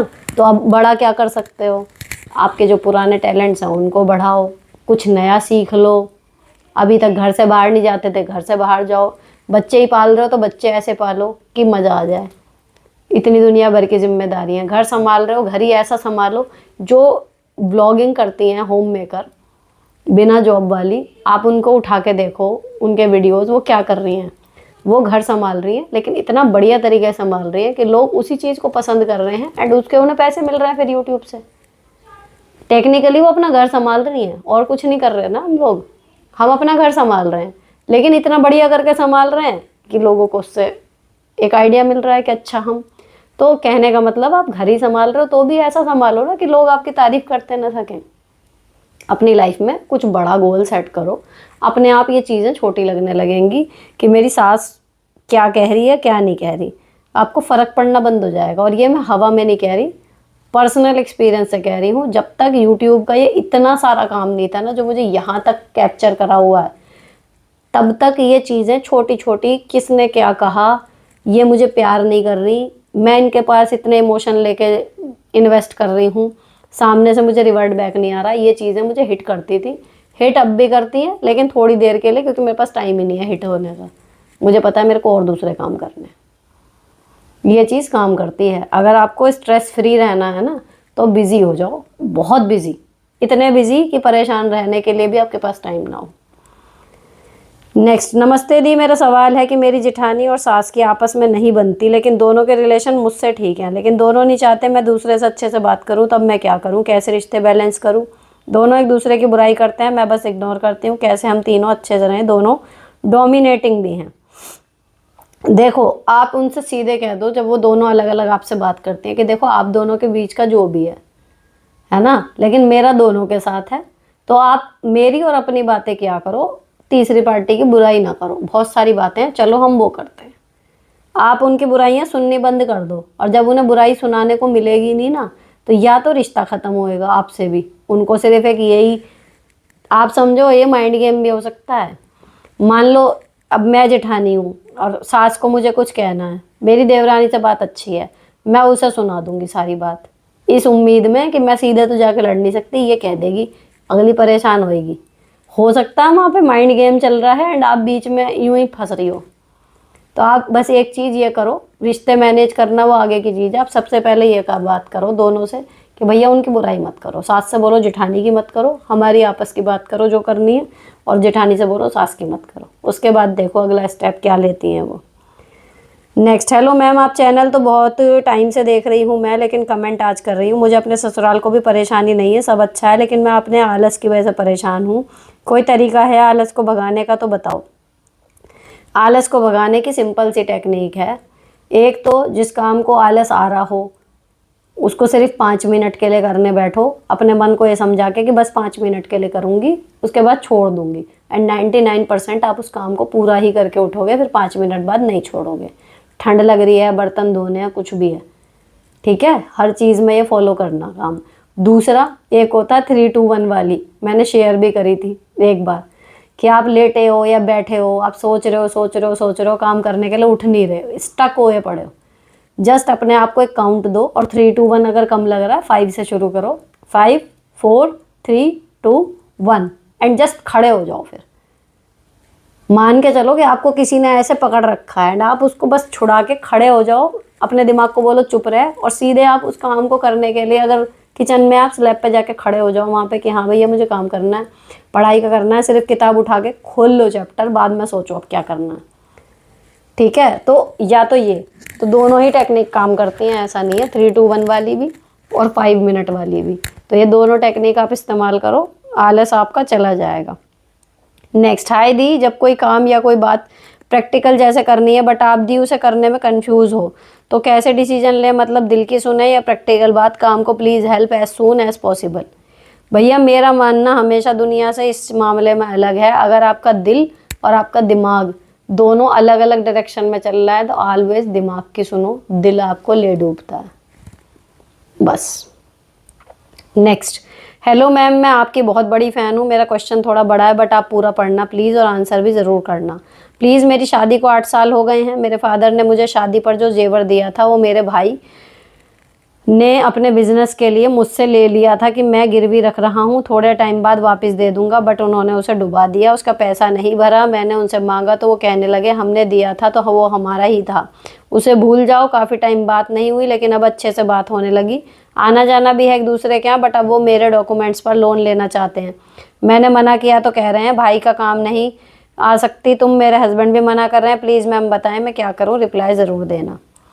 भैया मना करो, बहुत बड़ी बात है आपने, मैं यही कहने वाली थी अगर मैं क्वेश्चन आधा जब पढ़ रही थी कि ठीक है जेवर चला गया चला गया, अब जो भी अगर रिश्ता दोबारा ठीक हो गया देन इट्स फाइन, लेकिन अब आपका भाई मतलब यहाँ से खाली है क्या, या रिश्ता ऐसा तो नहीं इसीलिए ठीक हुआ था कि अब लोन लेना है, ये भी हो सकता है। तो इसको तो मना ही करो, फिर रिश्ता रहे ना रहे। नेक्स्ट, हेलो मैम, मेरी सासू माँ हमको अलग करना चाहती हैं पर पति अलग नहीं होना चाहते, मेरे साथ देते हैं पर अलग जाने के लिए रेडी नहीं रहते। सासू माँ पूजा पाठ भी नहीं करने देती, कोसती हैं वो अलग, पति को छोड़ना नहीं चाहती पर यहाँ रहना ऐसा लगता है एक बोझ से, क्या करूँ समझ नहीं आता, प्लीज़ जल्दी रिप्लाई करना दीदी। अपने हस्बैंड से पूछो कि जब मम्मी जी हमें खुद भगा रही हैं तो आपको दिक्कत क्या है। कई बार हस्बैंड को ऐसा लगता है कि उसकी वाइफ पर्याप्त नहीं है घर संभालने के लिए, हो नहीं पाएगा अकेले, उनको डर लगता है और लगता है लिटरली। जब हम यहाँ आ रहे थे ना, चाहे हम किन्हीं परिस्थितियों में आए, रात को ना 2:30 बजे तक नींद नहीं आती थी मुझे, स्ट्रेस होता था, डर लगता था, प्रॉपर डर कि बिना पेरेंट्स के रहना पड़ेगा और मैं जा रही हूँ लेके, अगर वहाँ पे मैं मैनेज नहीं कर पाई या कुछ भी हुआ गड़बड़ हम कैसे रहेंगे बिना बड़ों के, मतलब डर लगता था प्रॉपर। तो वो डर आदमी को भी लगता है जब हम अपनी गृहस्थी लेके अलग जाते हैं। एक होता है कि एक ही घर है, रसोई अलग हो गई, वो भी एक चल जाता है क्योंकि कहीं ना कहीं आमने सामने तो एक संभल सा रहता है। बिल्कुल अलग जाके रहना एक करेजियस स्टेप होता है और हर इंसान को उसमें मुझे लगता है डर लगता है जब अपने परिवार को छोड़ के अलग जाके रहता है, ठीक है ना। तो हो सकता है उनको वो हो, थोड़ा उन्हें कन्विंस करो कि सब हो जाएगा मैनेज, है ना। यहाँ पे रहना मुश्किल हो रहा है और जितना भी रह रहा है कि मेरा और मम्मी जी का रिलेशन और ख़राब होता जाएगा, आपको परेशानी क्या है वो बताएं। जब तक वो बता ना दें आप आराम से बात करो उनसे कि एक्चुअल दिक्कत है क्या, अगर वो भगा ही रही हैं तो आप कब तक रहोगी, मैं पूजा नहीं कर सकती, कुछ नहीं कर सकती, कैसे काम चलेगा ऐसे। नेक्स्ट, मैं बहुत लंबे टाइम से आपको सुन रही हूँ, काफ़ी अच्छा समझाती हैं आप। मेरी परेशानी ये है कि अगर कोई लड़की किसी भी कारण से कमाने की स्थिति में ना हो और वो अपनी बूढ़ी माँ या पिताजी को अपने साथ अपने ससुराल में रखना चाहती है और ससुराल वाले परमिशन ना दें, तो लड़की को क्या करना चाहिए। आजकल बेटियां भी माँ बाप को वृद्धाश्रम में छोड़ रही हैं, बेटी क्या करे, इस पर ज़रूर बात करें। देखो, ससुराल में अपने माँ बाप को रखने के लिए ना ये थोड़ी सी नई परिपाटी है, इसलिए ना तो माँ बाप कंफर्टेबल होते, है ना। और बेटी रख ले वो एक अलग चीज़ है, लेकिन ससुराल वाले भी इस चीज़ के लिए मेंटली कभी भी प्रिपेयर्ड नहीं होते कि उनके समधी समधन यहाँ पे आकर रहेंगे। बहुत सुलझी हुई सीधी सोच चाहिए इसके लिए, जो ज़्यादातर इंसानों पे नहीं है अभी तो। ठीक, तो उससे बेटर वही है कि अब वृद्धाश्रम वाला ऑप्शन तो देखो है ही आखिरी, वो तो क्या ही है। लेकिन अगर आप जाके उनके साथ मिलजुल लें, वो अपने आप ही आत्मनिर्भर रहें, वो ज़्यादा अच्छा है। नहीं तो अगर आपके हस्बैंड और आप कन्विंस हैं इस चीज़ के लिए कि उन्हें ला के रख सकते हैं, तो फिर ये है कि बाकी घर वालों को तो परेशानी भी है तो भी आप ला के रख लो। लेकिन ये जो आपने प्रश्न उठाया है, ये प्रैक्टिकली अभी पूरा होने में बहुत समय लगेगा। अभी ये यहाँ पर यूजुअल में देखने को नहीं मिलता, तो आपके माँ बाप को भी मतलब डिस्कम्फर्टेबल ही लगेगा कि यार क्या करें, ऐसे कैसे रह लें, नई चीज़ है ना। ये है, सब एक तरफ होके मान जाते तो रह लेते, कोई कुछ कहने से पहले 10 बार सोचता कि पूरे परिवार की मर्जी से रह रहे हैं, तो वो भी है, उनका भी पैर नहीं पड़ेगा। तो आप अपने घर वालों को पहले, ससुराल वालों को कन्विंस ही करो कि भाई रख सकते हैं हम, कोई दिक्कत नहीं होगी, या मैं भी तो यहाँ रह ही रही हूँ, मेरा भी तो घर है। इस तरीके से मेरे ससुराल में 11 मेंबर हैं, मैं अपना बेस्ट देती हूँ, फिर भी मेरे कामों में कमी निकालते रहते हैं। मेरी दादी सास मेरे पति को मेरे बारे में सिखाती रहती हैं, फिर हस्बैंड मुझसे लड़ाई करते हैं, वो मेरी गलती ना हो फिर भी मेरे साइड नहीं देते हैं, ना ही मुँह मुझे बोलने देते हैं। दादी सास के घर में चलती है, सिर्फ सब उसकी बात मानते हैं, चाहे वो गलत हो। मैं गलत के साथ नहीं दे सकती दीदी, इसलिए वो मुझे परेशान करने के मौके ढूंढती रहती है। अब क्या करूँ, कैसे सब संभालूँ, प्लीज़ दीदी रिप्लाई मी। देखो जी, आपके हस्बैंड अपनी जगह सोच रहे हैं कि ना मैं बोलूँगा ना इसे बोलने दूंगा, लेकिन अगर आपके नाक से ऊपर पानी जा रहा तो आप बोलोगे।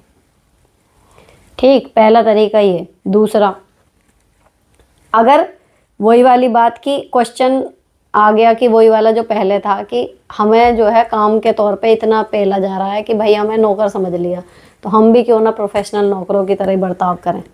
आप अपना पूरा बेस्ट दे रही हो, आपकी कमी निकल रही है, आप अपना बेस्ट देना ही बंद कर दो। जितना आराम से हो जाए उतना काम करो, बाकी भाड़ में जाए। इसको तो कुछ नहीं कह सकते ना पति कि नहीं तू बिल्कुल परफेक्टली कर, जितना हो रहा उतना कर रही हूँ, बात खत्म, है ना। मतलब कहीं ना कहीं एक चीज़ होती है, देखो अगर आप बिल्कुल, या तो सीधे आमने सामने की बात हो जाए। अब सीधे आमने सामने की बात हो नहीं रही तो आदमी फिर फ्रस्ट्रेट होता है, फिर वो अपनी हरकतों में दिखाता है, सीधी सी बात है। अब दादी सास आपको इतने बुढ़ापे में, उसको बुढ़िया को और कोई काम नहीं, वो आपको परेशान करने के मौके ढूंढ रही है, तो भाई मोटी सी बुद्धि से बात सोचो, वो आपको क्या है परेशान और कितना कर लेगी, जितना आप कर सकती हो उसे, बराबरी है नहीं। लेकिन आप बंधी हुई हो कि ठीक है यार कर देते हैं, वो है वो चीज़ है, करते रहो, आप अपने कर्म सही रखो, लेकिन ये बेस्ट करने के चक्कर में मत पड़ो। उससे और कुछ नहीं होगा, लेकिन एक फ़ायदा हो जाएगा, आपकी फ्रस्ट्रेशन कम हो जाएगी। काम ऐसा करो कि ठीक है बस हो गया, कोई क्या बॉडम है, हाँ है, काम नहीं होता है, नहीं होता, आलसी है, हाँ जी है। अच्छा, दूसरी चीज़, हमें ये नहीं सुनना भाई साहब हमें कोई बॉडम कह दे, नहीं, हम तो बहुत चतुर्भुज हैं। चतुर्भुज हो तो करो 4 हाथ से काम। केवल एक ये ना सुनना पड़े कि हम बॉडम हैं हमसे काम नहीं होता, हम अपनी खुद ही लगा लेते हैं वाट। भैया जितना हो रहा है उतना कर दो, फ्रस्ट्रेशन होगी नहीं, मज़े में कटेगी ज़िंदगी। चिल्लपों हो रही है होने दो, कोई हमें परेशान कर रहा है कर ले आके, जितना सुना जा रहा है ठीक है, नहीं सुने आप भी पलट के दे दो। हस्बैंड का मुंह पर पट्टी थोड़ी लगा लेंगे, एकदम मैं तो सुनती ही रहूँगी क्या। एक आधी बार करनी होती है, हिम्मत रोज रोज नहीं करनी, लेकिन आगे की सॉर्ट हो जाती है चीज़ें। वरना ऐसी करते करते 20-20, 25-25 साल निकल जाते हैं, फिर आदमी रो रहा, पूरी ज़िंदगी निकल गई, बुढ़ापे में रो रहा है, या हमने पूरी ज़िंदगी इनकी मेहनत करी, इतनी सेवा करी, ये वो, फिर भी हम बुरे। अरे जब बुरे बनना ही है तो पहले ही साल में बन जाओ, दूसरे में बन जाओ, तीसरे में बन जाओ, जब आँख खुले तब बन जाओ। कम से कम आगे की लाइफ थोड़ी तो स्मूथ कटेगी। जितना हमारी कमर और पसलियों में दर्द ना हो उतना काम कर लो, है ना। तो ये रहेगा कि भैया रह रहे हैं, काम कर रहे हैं, खा रहे हैं, लेकिन हम ना एक्स्ट्रा कर रहे। उसमें अब किसी को पसंद आता हो ठीक, नहीं पसंद आता हो तो भी ठीक, इतना ही हो पाएगा। ये अगर तरीका अपना लें ना तो घर के काम भी हो जाए। ऐसा तो है नहीं कि हम खुंटी पर टांग रहे हैं, बस बेस्ट वाला चक्कर छोड़ दो तो आपकी लाइफ स्मूथ कटेगी। फ़र्क पड़ना बंद हो जाएगा लोगों की बातों से बहुत कम। फिर पति साथ दे ना दे, और रही बात कि मुझे नहीं बोलने देते, ठीक है 10 बार नहीं बोलेंगे, लेकिन हो सकता है 11वीं बार हम बोल भी दें। थोड़ा सा ये है कि भाई कोई अपना ध्यान रख नहीं रहा हमारा, तो अपना ध्यान खुद ही रखना पड़ता है फिर, ये है। तो यहाँ पर एपिसोड 161 के पार्ट 2 के सारे क्वेश्चंस के जवाब दिए, बस एक छोड़ा जो समझ में नहीं आया था, 2 बार पढ़ा मैंने, बाकी सारे क्वेश्चंस के जवाब दे दिए हैं। आई होप आपको अच्छे लगे होंगे। और अगर ये साड़ी अच्छी लग रही हो देख लो, क्योंकि बहुत ही सुंदर है। ये मैं आपको दिखाऊं, ये सारा ना इसमें वीविंग का काम है। आएगी लिव लाइफ इजी वाले व्लॉग पे भी, आज मैं एंगेजमेंट पे गई थी, ये देखो सारा वीविंग का काम है, ये इतना सुंदर। तो ये मतलब शायद मतलब अंडर 1300 है मीशो पे, बाकी मिंत्रा पे महंगी है 3500 की, जिन्हें 4000 की है। इस पे मैंने बहुत देर वेट करी थी कि 1100-1200 में मिल जाए, लेकिन इतनी मिलेगी आपको, इसी रेंज में मिल जाएगी, मतलब 1100 से 1300 के शायद बीच में, इस रेंज में। लेकिन है बहुत बढ़िया, एक बार चेक ज़रूर करना, इसका लिंक मैं आपको दे दूँगी डिस्क्रिप्शन में, ठीक है। तो मिलते हैं अगले वीडियो में, till then bye bye and stay beautiful and sorted always.